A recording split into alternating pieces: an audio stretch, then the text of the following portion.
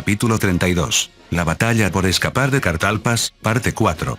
50 minutos después del incidente, aguas del archipiélago de Magdola, Flota Mágica Cero. La Flota Mágica Cero era la más fuerte, tradicional y prestigiosa de la Armada de Milicial. Esta Flota Mágica Cero era la que recibía prioritariamente el equipo más moderno desde que Milicial comenzó a investigar el legado del Imperio Mágico y a poner en práctica su tecnología. No solo el equipo, sino también su nivel de entrenamiento era notable, habiendo demostrado su alta capacidad en numerosos ejercicios y combates reales. Su poder era tal que se decía, si hay gloria en Milicial, está la Flota Mágica Cero en el mar y la división acorazada de la Guardia Imperial en la tierra.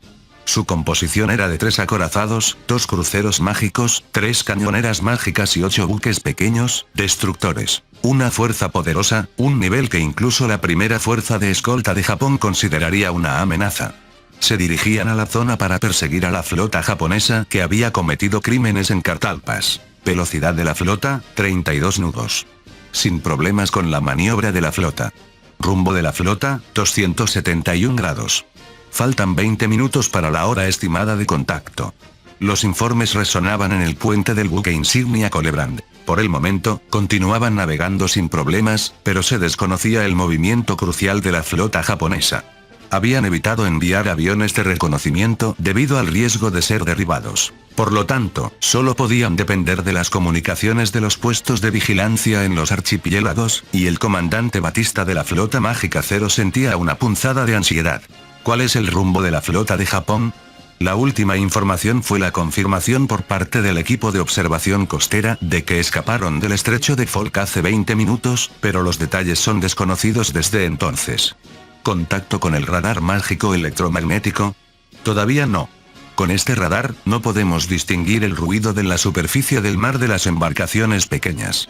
Cromwell, el capitán del buque insignia Colebrand, había perdido la confianza en el bajo rendimiento del radar mágico electromagnético recién introducido. Ciertamente, era conveniente poder detectar sin depender del poder mágico del oponente, pero el radar de superficie tenía un bajo rendimiento en la eliminación de ruido, lo que le impedía distinguir entre el ruido de la superficie del mar y las señales pequeñas. Debido a esto, no podían saber si lo que se desplegaba cerca eran barcos de pesca, la flota japonesa, o simplemente ruido. Se podría decir que la estrategia de detectar y tomar la iniciativa contra el buque enemigo era imposible de ejecutar. En realidad, la primera fuerza de escolta se estaba reflejando en ese ruido. La mayoría de los buques de la Fuerza Marítima de Autodefensa de Japón estaban siendo reemplazados por clases de buques con cascos Stealth incluso antes de la transferencia, por lo que su sección transversal de radar era bastante baja. Incluso el destructor clase Yamato, el más grande, tenía una señal inferior a la de una fragata pequeña. Debido a esto, el radar mágico electromagnético de Milicial no podía distinguirlos del ruido de la superficie del mar. A pesar de que estaban a punto de entrar en la zona de contacto, la Flota Mágica Cero no podía obtener información detallada sobre la posición de la flota japonesa. En cualquier caso, el camino para escapar de la bahía es limitado. Seguiremos persiguiendo a la presa tal como estamos. La flota local de Cartalpas perdió su fuerza, pero estamos en plena forma. La diferencia de fuerza con la flota de Japón es de 3-1, así que no podemos perder. Es cierto, es imposible perder con esto. Batista de la Flota Mágica Cero miró a su flota como si estuviera persiguiendo a la presa, la flota japonesa. La Flota Mágica Cero navegaba en una formación de columna única impecable, realizando maniobras de flota perfectamente coordinadas. Era la manifestación de una confianza absoluta, propia de cazadores que persiguen a su presa. En realidad, no sabían que ellos también estaban siendo acechados por cazadores.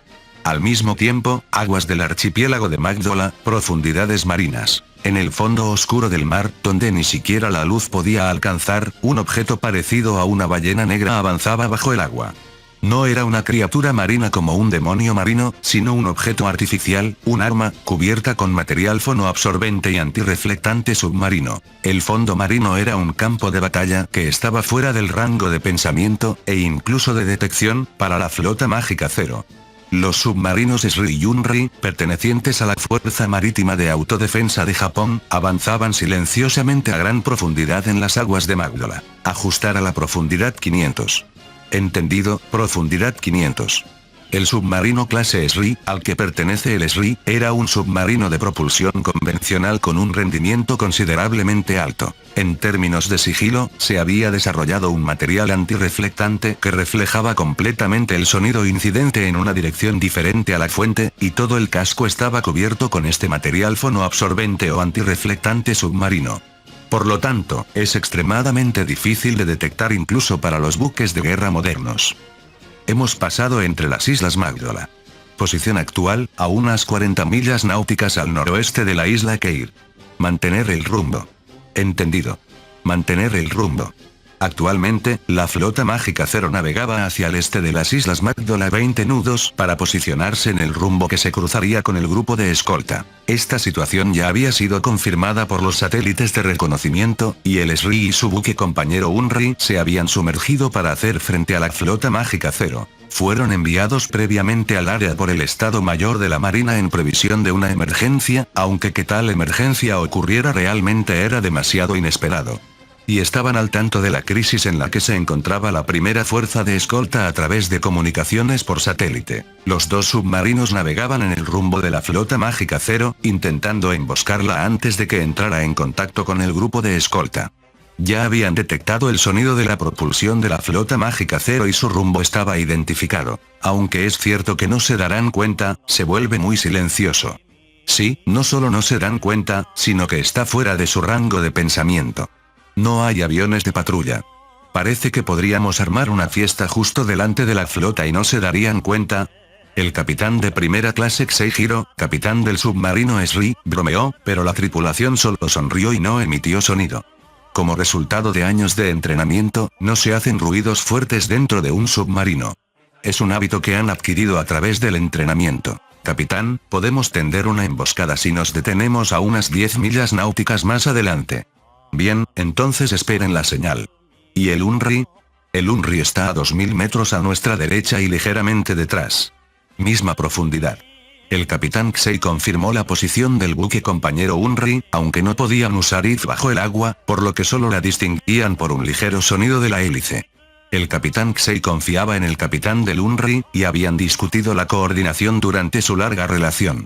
Por lo tanto, no sería necesario enviar una señal. Tras confirmarlo, el capitán Xei dio instrucciones al maquinista sentado detrás de él. Máquinas, listos para detenerse en cualquier momento. Entendido. Tras esa palabra, el silencio se apoderó del puente por un tiempo. La situación de silencio continuó hasta que llegaron al punto de emboscada. En medio del silencio sin conversación, tan pronto como llegaron al punto de emboscada, el capitán Xei habló. Detener máquinas. Entendido, detener máquinas.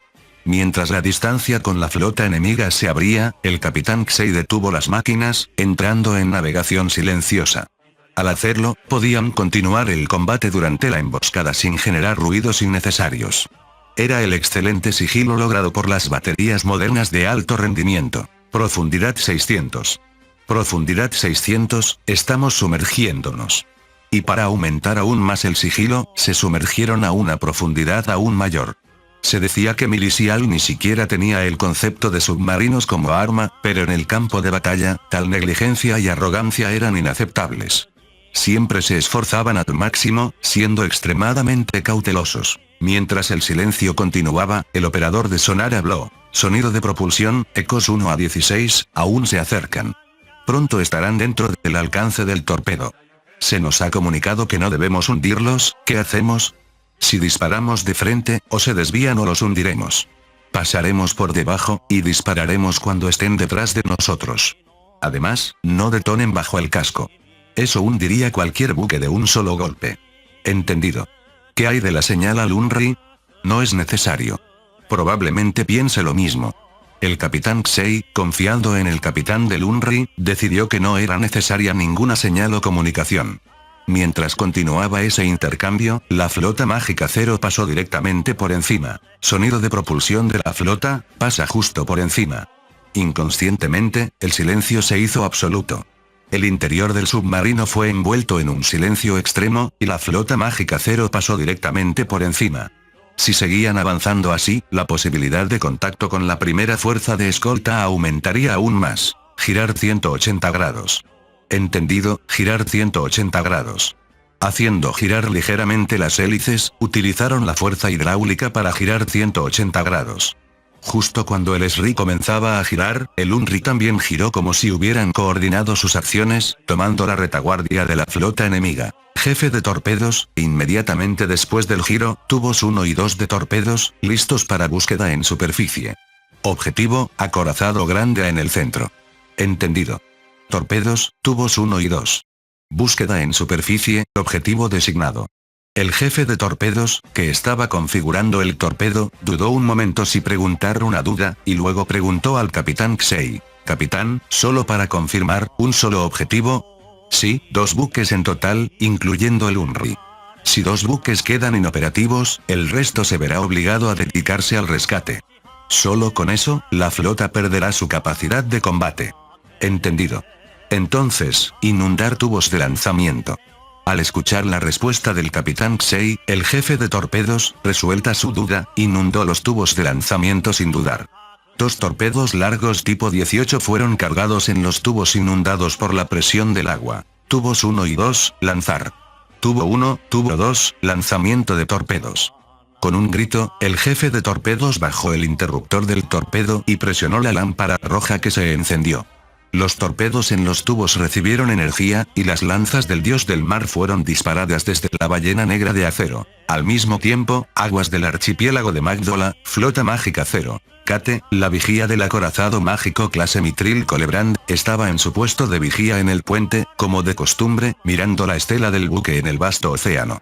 Esta era una posición tranquila ya que no se esperaba que ocurriera ninguna anomalía en esta dirección. El espectáculo del combate tampoco era visible desde aquí. A pesar de ser una posición aburrida, Kate, que continuaba con su deber de vigía, notó una estela en el mar. ¿Qué es eso? ¿Un demonio marino? ¿Qué pasa? Justo cuando Kate, que había descubierto algo, se giró para informar a su superior, el torpedo largo impactó en la popa del Colebrand. ¡Ua! El impacto fue tan violento que Kate cayó al suelo y se golpeó la cabeza con la barandilla. Con un dolor sordo e intenso, Kate se tocó la cabeza y vio que sangraba por el corte. ¡Ay! ¿Qué pasó? El superior, que también se había caído, se levantó, al igual que los otros vigías. Y yo miraré. Kate, con la conciencia aturdida, sintió que algo malo había sucedido y miró hacia la popa, donde había ocurrido el impacto. No puede ser. ¿Qué sucede? La popa está. La hermosa popa del Colebrand que Kate debería haber visto había desaparecido por completo. Para ser precisos, el área alrededor de la sala de máquinas en la popa había sido volada, un escenario en el que el área, incluyendo las hélices, había sido arrancada por algo. Esto es grave. Dense prisa e informen al puente. Ese sí. Kate se apoyó en su herida adolorida, y de alguna manera caminó hacia el teléfono interno mágico instalado en la parte trasera del puesto de vigía. Mientras tanto, en el puente del Colebrand, la repentina conmoción había provocado el caos. El buque se había sacudido violentamente sin previo aviso y se había escuchado una explosión, por lo que el comandante Batista interrogó a los tripulantes a su alrededor. ¿Qué? ¿Qué pasó? No lo sé. De repente hubo una explosión. Investiguen dónde ocurrió la explosión. El capitán Cromwell, en lugar del contraalmirante Batista, emitió órdenes para evaluar la situación. Los tripulantes verificaron el estado del buque con los paneles mágicos en cada sección para averiguar qué había sucedido. Capitán. La velocidad del buque ha disminuido, no hay reacción de las hélices. Se perdió el contacto con la sala de máquinas. La propulsión está fuera. Así nos quedaremos sin capacidad de navegación. ¿Acaso la sala de máquinas fue destruida? Investiguen el estado del buque, encuentren la anomalía. El capitán Cromwell recibió las palabras del operador de comunicaciones e inmediatamente predijo que la sala de máquinas había sido aniquilada. Esforzó todos sus medios para comprender la situación, pero en ese momento llegó un informe que lo dejó atónito. Capitán, esto es terrible. El puesto de vigía informa que toda la popa ha sido arrancada. ¿Qué dijiste? Toda la popa ha sido volada. No puede ser. Somos un acorazado. La popa debería estar construida con bastante solidez. Equipo de rescate y control de daños a la popa. Al contraalmirante Batista, que estaba visiblemente perturbado, le siguieron informes desafortunados. El operador de comunicaciones, que estaba en contacto con los buques compañeros igualmente confundidos, informó sobre la situación del Clarent, que navegaba a 2000 metros detrás. Comandante. El buque compañero Clarent parece haber sufrido daños similares. También está incapacitado para navegar. ¿Qué? Si es así, esto es un ataque. ¿Desde dónde hemos sido atacados? No lo sabemos. Incluso si es el ejército de Japón, no pudimos detectar nada. Pero no era posible que dos acorazados, incluido un buque compañero, quedaran repentinamente inoperativos por un simple accidente. El contraalmirante Batista predijo instantáneamente que este daño no era un accidente. Comunicaciones, ¿qué hay del Galatín? El Galatín no tiene daños. Puede navegar, pero con esto, nosotros hemos perdido 2/3 de nuestra fuerza. Maldición, quienquiera que haya sido, lo ha conseguido. El contraalmirante Batista, prediciendo que el daño actual era un ataque, dio rápidamente instrucciones a los buques compañeros para que fortalecieran la vigilancia en el área. El escuadrón de cruceros debe reforzar la vigilancia en los alrededores. El Galatín que rescate a este buque, y el escuadrón de buques pequeños que rescate al Clarent. El equipo de control de daños ha llegado a la sala de máquinas. Es inútil, la sala de máquinas ha sido completamente arrancada. La inundación es mínima, pero con esto, nosotros. ¡Ah, maldición! Estábamos tan cerca. Batista sentía una amarga frustración por haber perdido su capacidad de combate sin luchar, debido a problemas repentinos, cuando estaban a punto de alcanzar el alcance para atacar a la flota japonesa. Golpeó la mesa violentamente con el puño, ignorando el dolor punzante en su mano, y rechinó los dientes con el rostro enrojecido. 60 minutos después del incidente, 8 Fuerza de Escolta, portaaviones de escolta FUS. El gigantesco portaaviones de escolta de la Fuerza Marítima de Autodefensa de Japón, el FUS, y sus buques de escolta flotaban en el océano azul. Actualmente, el portaaviones FUS estaba en medio de las operaciones de apontaje. Los aviones embarcados F-A-18J-JF estaban en espera, girando sobre el buque y descendiendo a la nave nodriza en orden. El movimiento inestable y tambaleante de la aeronave al descender, sin embargo, era una maniobra de apontaje tan limpia que algunos la describirían como perfecta. Cada avión descendía sobre la cubierta angulada, aterrizando con precisión justo antes del punto correcto de la cubierta, y enganchando el cable de frenado con una habilidad magistral. El hecho de que casi todos los aviones se engancharan en el cable más cercano era realmente digno de admiración. Capitán, las operaciones de recuperación terminarán pronto. Ah, buen trabajo. El capitán de primera clase Yamamoto, comandante del portaaviones FUS, se sintió aliviado por las palabras del suboficial mayor. La tensión anterior se había disipado al ver que todos los aviones embarcados habían regresado. Como capitán de portaaviones, no había mayor alivio que el regreso de los aviones que había enviado. El capitán Yamamoto, que pasó de ser capitán del Izumo a ser el capitán del primer portaaviones de la posguerra, ya había comenzado a desarrollar la conciencia de un comandante de portaaviones. Con esto, ¿somos enemigos del mundo? Ha resultado ser como predije. ¿Qué quiere decir? No, solo que ya no hay vuelta atrás. El capitán Yamamoto se quitó el gorro, se secó el sudor de la frente y dijo esto con un semblante sombrío. El suboficial mayor, que no entendía el significado, se paró junto al capitán y le preguntó. Ciertamente es un incidente diplomático grave, pero, ¿no hay problema si la economía japonesa puede sostenerse? No es tan simple. Bueno, hablemos de los detalles en privado. Sí. El capitán se excusó ante el personal del puente y se detuvo con el suboficial mayor en el pasillo detrás del puente. Allí, pasó una tarjeta por una máquina expendedora, compró 2 latas de café y le entregó una al suboficial mayor. Es cierto que la situación de Japón ha mejorado enormemente con la ocupación de Leiforia y la extracción de recursos de las naciones independientes. Nuestro equipo y tasa de dotación de la JSDF también están mejorando gracias a la fuerte iniciativa del actual gobierno de Takeda. Incluso este café es algo que solo pudimos beber después de comerciar con Mu. El capitán Yamamoto abrió la lata de café al mismo tiempo que hablaba. A diferencia del café vietnamita que bebía cuando estaba en la tierra, el café de Mu tenía un sabor diferente. Era un poco más ácido.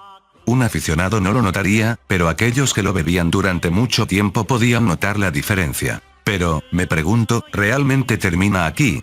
¿A qué se refiere? En respuesta a la pregunta del suboficial mayor, el capitán Yamamoto se bebió de golpe la pequeña lata de café de 200 mililitros antes de continuar. La demanda solo de Japón se estancará en algún momento. Incluso si se están tomando medidas para llenar el vacío industrial y aumentar la producción en preparación para otra posible transferencia. Eso, es cierto. Correcto, entonces, ¿a dónde irá ese exceso de capacidad industrial? ¿Cómo evitaremos el aumento de precios debido a la producción a pequeña escala, que eventualmente ocurrirá solo con la demanda japonesa? Al escuchar estas palabras, el suboficial mayor se dio cuenta de su ingenuidad. En la JSDF no se aprende mucho sobre política, pero el capitán Yamamoto, al ser un oficial de Estado Mayor, tenía muchas oportunidades de aprender sobre estrategia y política. Por eso expresaba su sentido de crisis. Me pregunto si ese miedo inconsciente y esa vigilancia no atacarán a los países cercanos. No puede ser, no se puede descartar. Quizás el oponente ataque primero. Pero, en cualquier caso, la guerra será inevitable. Por supuesto, lo mejor sería que no sucediera, pero no se ha demostrado hoy que el mundo no es tan amable. Tiene razón. Entonces tú también deberías mentalizarte. Toda paz es una ilusión y, en última instancia, es solo un período de preparación para la guerra. Dicho esto, el capitán tiró la lata de café vacía a la papelera de reciclaje y regresó al puente. El suboficial mayor lo despidió mientras se terminaba el café restante. 2 horas después del incidente, capital imperial de Runépolis, Sacro Imperio de Milicial. El director general de Asuntos Exteriores, Liage, estaba profundamente frustrado. Actualmente, se celebraba la conferencia de liderazgo de los 11 países en Cartalpas, pero el primer día, el reino de Emor había acusado a Japón, un país recién incorporado, lo que resultó en una disputa en la conferencia. Posteriormente, Japón eludió responder a las demandas de Emor y se retiró de la reunión. Ante un comportamiento tan egoísta, el reino de Emor decidió perseguir a Japón. El imperio de Milicial, poniendo en juego su prestigio, también se unió a la persecución, planeando capturar a la flota japonesa con una operación meticulosa en varias etapas. Sin embargo, Liage, que había viajado a Runépolis para una reunión de emergencia, recibió un informe increíble del Ministerio de Defensa. La persecución de la flota japonesa había fracasado. Me dices que escaparon. Que se salieron con la suya sin sufrir daños. ¿Te estás burlando de mí? Liage desató su máxima ira contra los militares, que habían ideado la operación con tanta confianza en tan poco tiempo, dado el resultado tan deplorable. Esto no es una broma. Que nuestro Sacro Imperio de Milicial, el más fuerte del mundo, aclamado por no tener enemigos, persiguiera a la flota de Japón, vinculada al emperador mágico, y que escaparan limpiamente sin que lográramos nada, destruye el prestigio de la nación. Si exponemos este fracaso, las naciones vasallas fuera de las esferas civilizadas comenzarán a desertar en masa, y las grandes potencias y las naciones civilizadas comenzarán a subestimar a nuestro país. Para mantener la integridad y la prosperidad de la nación, debemos mostrar nuestra posición de responsabilidad y nuestra capacidad real. ¿Qué demonios están haciendo? Agra Brimstone, el secretario de Defensa que compareció como responsable del ejército, no pudo replicar nada ante la cólera de Liage. Simplemente aguantó las críticas que se le lanzaban. Es natural tratar con firmeza al país de Japón que amenaza la paz mundial, usando la fuerza militar. Que eso no se haya logrado es una locura. ¿Acaso no tenían los militares una confianza absoluta en la operación? Director General de Asuntos Exteriores, es cierto que el fracaso en la persecución de la flota de Japón fue inesperado y es un motivo de vergüenza. Sin embargo, ellos son simplemente así de fuertes.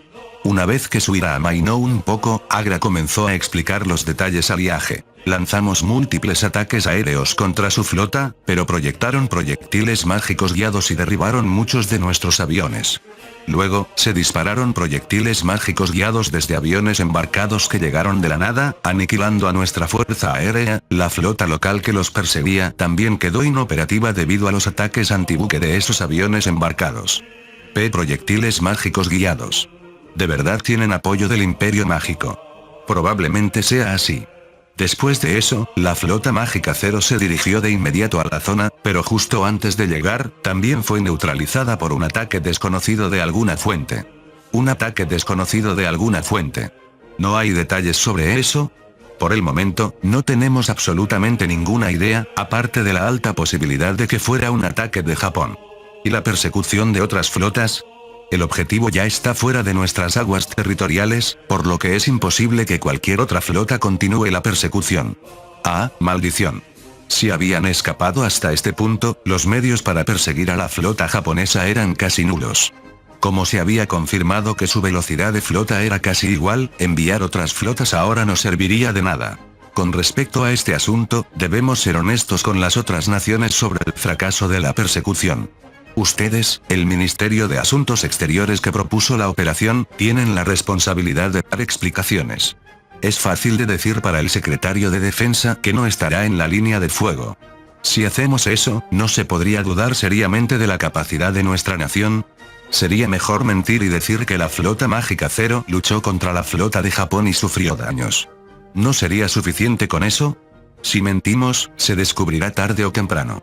No hay restos de la flota de Japón ni prisioneros en la zona, y si Emor, que fue quien impulsó esto, pide que les entreguen los prisioneros, la verdad saldrá a la luz. Es mejor pasar vergüenza temporalmente que hacer un anuncio torpe. Es muy fácil para ti decirlo. Liage puso una expresión amarga, como si hubiera mordido un insecto, y comprendió el peso de la responsabilidad que recaería sobre él y el Ministerio de Asuntos Exteriores para explicar la situación a las naciones. Estrictamente hablando, el que impulsó la idea fue Emor, pero en lo que respecta a los asuntos internos de Milisial, fue el Ministerio de Asuntos Exteriores el que se entusiasmó con la participación. Por lo tanto, la responsabilidad recayó sobre Liage y el personal del Ministerio de Asuntos Exteriores. Mientras el estómago de los implicados se retorcía de dolor, el incidente de Cartalpas llegaba a su fin. Fin del capítulo 32. El link a la historia del autor estará en la descripción.